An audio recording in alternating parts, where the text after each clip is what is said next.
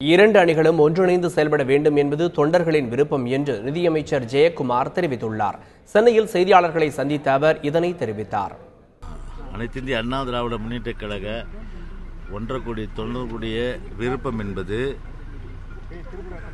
ஒட்டுமொத்தமாக ஒருங்கிணைந்து கட்சியை வழிநடத்த வேண்டும்.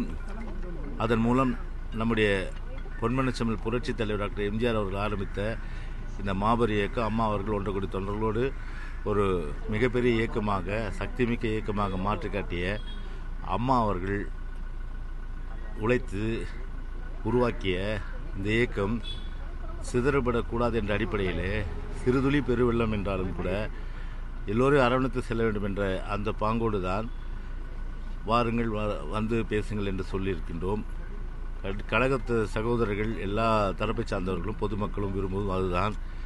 எங்களுடைய ஒட்டுமொத்தமான விருப்பம் கூட ஒருங்கிணைந்து ஒன்றிணைந்து செயல்படுவோம் என்ற வகையில்தான் இன்றைக்கும் அந்த நிலைப்பாடு இருக்கும். எனவே அந்த நிலைப்பாடில் எந்த விதமான மாற்றமும் இல்லை.